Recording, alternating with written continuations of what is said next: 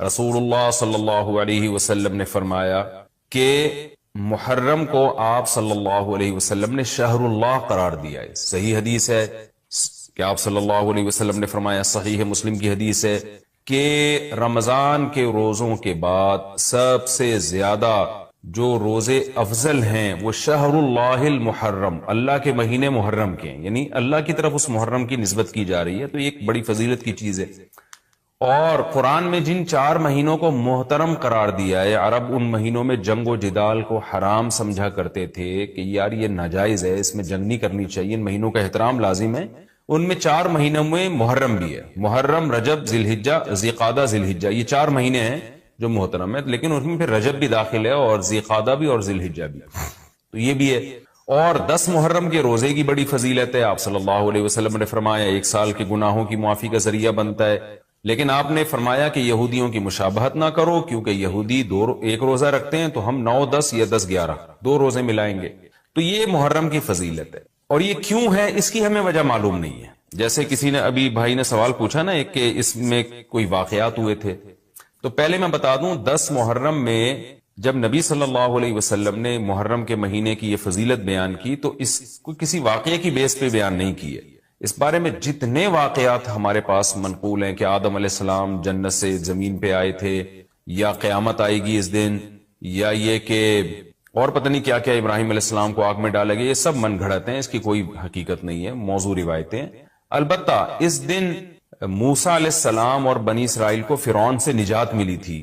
اس بارے میں روایت سندن بہتر ہے، یعنی اس کو مستند روایت کہا جا سکتا ہے. تو وہ یہ کہا جا سکتا ہے کہ 10 محرم کو موسیٰ علیہ السلام اور بنی اسرائیل کو اللہ نے فرعون سے نجات دی تھی.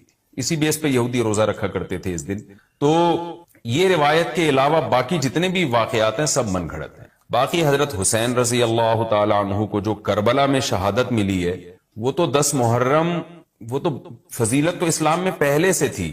تو حضرت حسین رضی اللہ تعالیٰ عنہ کا واقعہ تو بعد میں ہوا ہے، تو اس سے حضرت حسین کی شہادت کو اور فضیلت مل گئی کہ آپ کو ایک مقدس دن میں اللہ تعالیٰ نے شہادت. اسی میں ایک سوال ہے جی، محرم میں نکاح کرنا کیسا ہے؟ یہ سوال بھی ظہور احمد نے کشمیر سے پوچھا ہے. محرم میں نکاح کرنا بھی جائز ہے، بلکہ ہمارے مسلک کے مطابق باعث برکت ہے، کیونکہ محرم کو اللہ کے نبی نے محترم قرار دیا ہے، جو قابل احترام مہینہ ہے تو مقدس ہے. تو مقدس مہینے میں عبادت کا ثواب بھی زیادہ ہوتا ہے، اور نکاح بھی شریعت میں عبادت ہے. نکاح کیسے عبادت ہے؟ شریعت نے نکاح میں عبادت کا رنگ ڈال دیا ہے. دیکھیں آپ کہ نکاح ایک معاملہ ہے، لیکن اس سے پہلے خطبہ بھی ہوتا ہے. خطبہ جمعے کی نماز سے پہلے ہوتا ہے، خطبہ عید کی نماز سے پہلے ہوتا ہے، خطبہ استسقاء کی نماز سے پہلے ہوتا ہے، خطبہ حج میں ہوتا ہے. یہ ساری عبادتیں ہیں نا جس میں خطبہ ہے. لیکن اسلام نے کیا کہا؟ نکاح سے پہلے بھی خطبہ ہوگا. اس کا مطلب اسلام نکاح کو عبادت قرار دے رہا ہے، نکاح میں عبادت کا رنگ بھر رہا ہے. تو عبادتیں تو مقدس مہینے میں زیادہ ثواب ہوتا ہے ان میں. تبھی آپ دیکھیں نبی صلی اللہ علیہ وسلم نے فرمایا رمضان کے بعد سب سے زیادہ روزوں کا ثواب محرم میں ملتا ہے. کیوں؟ مقدس ہے نا، تو عبادت کا ثواب بڑھ گیا اس میں. تو اس حدیث سے صاف ہمیں پتہ چلتا ہے کہ اگر کوئی محرم میں اس نیت سے نکاح کرتا ہے کہ مقدس مہینہ ہے تو اس میں عبادت کا ثواب بڑھ جائے گا، اور اس میں انشاءاللہ اللہ سے امید کی جا سکتی ہے کہ خیر و برکت زیادہ ہوگی. تو اس کو منحوس سمجھنا جائز نہیں ہے. اگر آپ کہتے ہیں اس مہینے میں چونکہ حضرت حسین رضی اللہ تعالیٰ عنہ کی شہادت ہوئی ہے اس لیے منحوس ہے، تو یہ غلط ہے. ایک تو ہماری نظر میں شہادت ایک بہت مقدس مقام ہے، اس کی وجہ سے کوئی مہینہ منحوس نہیں ہو سکتا. مقدس تو ہو سکتا ہے، منحوس نہیں ہو سکتا. دوسری بات یہ کہ 1 محرم سے لے کے 29 یا 30 ذی الحجہ تک اسلامی تاریخ میں کوئی ایسا دن نہیں ہے جس میں کسی مقدس شخصیت کی شہادت نہ ہوئی ہو یا کسی پہ ظلم نہ ہوا ہو. اگر آپ تاریخ کے اوراق اٹھا کے دیکھیں، ہر مہینے ہر تاریخ کو کوئی نہ کوئی اسلام میں اچھا واقعہ بھی ہوا ہے اور برا واقعہ بھی ہوا ہے. حضرت عثمان رضی اللہ تعالیٰ عنہ کی شہادت ہوئی باغیوں کے ہاتھوں. خود نبی صلی اللہ علیہ وسلم کی وفات ہوئی ربیع الاول میں، اور بھری ہوئی ہے نا اسلامی تاریخ. حضرت علی رضی اللہ تعالیٰ عنہ کی شہادت ہوئی. تو ان تمام شہادتوں کے آپ ایام نکالیں، ان کے مہینے نکالیں، کوئی مہینہ نہیں بچے گا. تو اس بیس پہ اگر آپ کہتے ہیں کہ اس مہینے میں نکاح پسندیدہ نہیں ہے، پھر تو پہلی تاریخ سے لے کے سال کی آخری تاریخ تک کوئی تاریخ بھی ایسی نہیں ہے کہ جس میں انسان نکاح نہ کرے. اس کا مطلب پھر آپ کنوارے چھڑے چھاٹی گھومتے رہیں، اور مسلمانوں کی پھر گروتھ ریشو تو میرا خیال ختم ہو جائے گا، مر جائیں، کہاں پیدا ہوں گے لوگ. اور اگر آپ کہتے ہیں کہ نہیں جی کسی شخصیت کے کسی دن میں انتقال کر جانے سے یا شہید ہو جانے سے یا اس پہ ظلم ہونے سے وہ دن منحوس نہیں بنتا، تو پھر 10 محرم بھی منحوس نہیں ہے۔ 10 محرم میں بھی آپ نکاح کر سکتے ہیں، اور محرم کے بقیہ تاریخوں میں بھی آپ نکاح کر سکتے ہیں۔ اور روایات میں ہمیں ملتا ہے کہ بعض بڑے بڑے حضرات تھے جن کے محرم کے مہینے میں نکاح ہوئے، میں اس بحث میں نہیں جاؤں گا، پھر اس میں تاریخی روایات ہیں، کوئی کہتا ہے فلاں تاریخ تھی، کوئی کہتا ہے، پھر لوگ اس پہ ایک غیر ضروری بحث میں چلے جاتے ہیں، لیکن ہمیں ایسے واقعات ملتے ہیں۔ تو اس لیے اس بارے میں، اور پھر شریعت میں جلد نکاح کی ترغیب ہے، نکاح کو ڈیلے کرنا یہ شریعت میں پسندیدہ کام نہیں ہے۔ اس بیس پہ تو ڈیلے کیا جا سکتا ہے نکاح کہ آپ کو رشتہ سمجھ میں نہیں آ رہا، مشورے کر رہے ہیں، لیکن جب ایک دفعہ رشتہ سمجھ میں آ جائے تو اسلام کا حکم یہ کہ اس میں جلدی کی جائے۔ صحیح بخاری کی مشہور حدیث ہے، نبی صلی اللہ علیہ وسلم کی خدمت میں خاتون آئیں، عرض کیا کہ یا رسول اللہ میں آپ سے نکاح کرنا چاہتی ہوں۔ آپ نے چہرہ مبارک کو جھکا لیا، آپ کا ارادہ نہیں تھا۔ ایک اور صحابی کھڑے ہوئے، عرض کیا یا رسول اللہ آپ میرا ان سے نکاح کر دیں۔ اسی محفل میں نبی نے ان صحابیہ کا ان صحابی سے نکاح کرا دیا۔ تو آپ نے تو یہ نہیں پوچھا کہ یہ محرم کا مہینہ چل رہا ہے یا سفر کا مہینہ چل رہا ہے یا ربیع الاول کا مہینہ چل رہا ہے، ڈیلے نہیں کیا اس کو، اس لیے کہ خود آپ کی تعلیمات یہ ہیں کہ نکاح میں جلدی کی جائے۔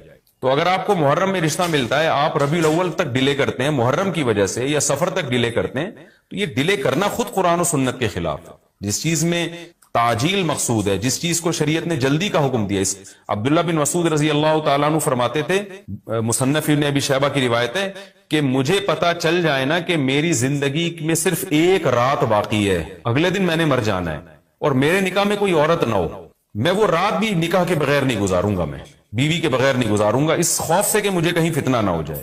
صحابہ کرام جو تقوی کے اعلیٰ معیار پر تھے اور جن سے گناہ کا اندیشہ بہت کم تھا اور کہیں معاشرے میں بے حیائی پھیلی ہوئی نہیں تھی، وہ تو ان کا تو یہ کانسیپٹ تھا کہ بھائی ہم بیوی کے بغیر ایک دن نہیں گزاریں گے، کہیں ایسا نہ ہو کہ برائی میں پڑ جائیں۔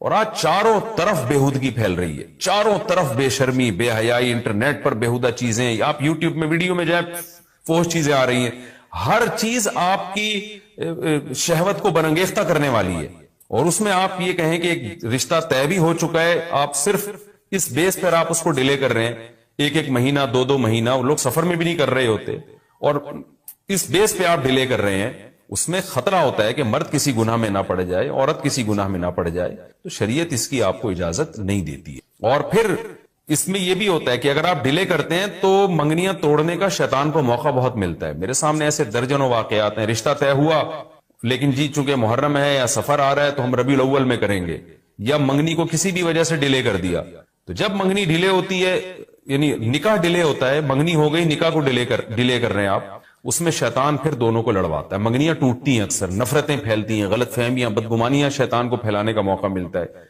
اس لیے شریعت میں تو منگنی کا لفظ ہی نہیں ہے، شریعت میں ہے خطبہ۔ خطبہ کا مطلب نکاح کا پیغام بھیجا، ان کو جب سمجھ میں آ گیا تو فوراً نکاح کر دیا، بیچ کا کوئی راستہ نہیں اللہ نے رکھا۔ تو چاہے وہ محرم ہو، چاہے وہ سفر ہو، چاہے وہ ربیع الاول ہو، چاہے وہ ربیع الثانی ہو۔ ہاں کوئی اس وجہ سے ڈیلے کر رہا ہے نکاح، کوئی واقعی شرعی عذر ہے اس کو، وہ بہت سارے مسائل ہیں، لیکن محرم کا ہونا بہرحال کوئی شرعی عذر نہیں ہے، تو اس لیے ہم اس میں نکاح کو جائز سمجھتے ہیں، باعث برکت سمجھتے ہیں۔ پھر میں بار بار بتا رہا ہوں کہ جو وہ شیعہ حضرات جو کر رہے ہیں ان کو کرنے دیں، میں آپ کو آپ کے مسلک کی بات بتا رہا ہوں۔ ہم جو قرآن و سنت کو اور اصحاب رسول کو فالو کرتے ہیں اور اہل بیت کو بھی مانتے ہیں، ہم ان کی بات کر رہے ہیں۔ وہ بھی دعویٰ کرتے ہیں کہ ہم مانتے ہیں، تو ان کو ان کے دعوے پہ رہنے دیں، ہم تو وہی بات کریں گے جو ہمیں صحیح لگے گی۔ اچھا بھائی، یہ بھی ایک سوال پوچھا ہے جی، 10 محرم کو کون کون سے نبی کو نجات ملی؟ یہ بھی سوال میں نے دہرایا تھا، ام محمد نے پوچھا ہے۔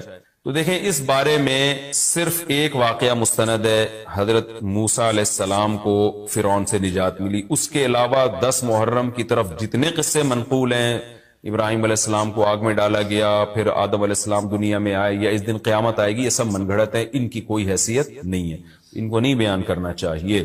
یہ بھی سوال ہو گیا قیامت کیا محرم میں آئے گی؟ ایسا نہیں ہے، ہمیں نہیں پتا محرم میں آئے گی یا سفر میں آئے گی۔ سورہ طٰہٰ میں اللہ نے صاف طور پر بتا دیا کہ اکاد اخفیہا لتجزا کل نفس بما تسعی، میں قیامت کے دن کو چھپا دوں گا۔ اللہ نے کسی کو نہیں بتایا کس دن آئے گی، وہ آئے گی تو اچانک آئے گی۔ اچانک وہی چیز ہوتی ہے جس کی ڈیٹ کا ہمیں علم نہیں ہوتا۔ لا تأتیکم الا بغتہ، قرآن کہتے ہیں اچانک آئے گی، تو اچانک کا مطلب